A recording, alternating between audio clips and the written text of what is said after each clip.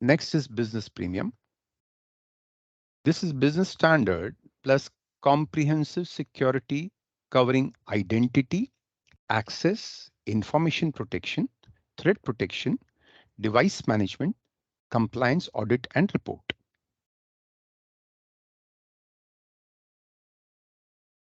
Yeah, this chart gives you a nice breakup of different components of the three suites that we have discussed.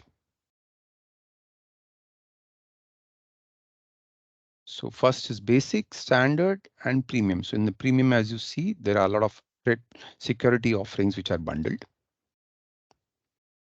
Recently, Microsoft added Defender for Business in the Business Premium, making it much more powerful and useful, as can be seen from the last column, which depicts Defender for Business.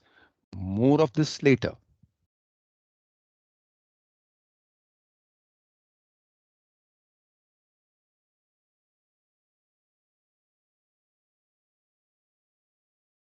The beauty of Business Premium is that it is a collaboration plus security, whether it is collaboration or security, it works on all platforms and devices, be it Windows PC, Apple laptops, Androids, mobiles, iPhones, or even cloud PCs like Windows 365 and Azure virtual desktops.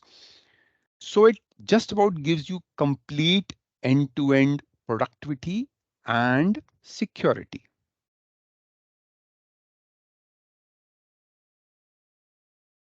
This is an interesting slide which shows that to get equivalent functionality of business premium in collaboration and security, one has to invest in 9 different solutions.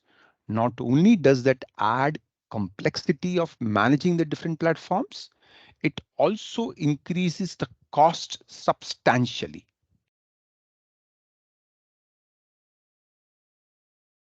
So with business premium offering such great value, especially from the security point of view, the question that comes to the mind is whether Microsoft technologies are a good bet for security, as traditionally Microsoft has not been in security business.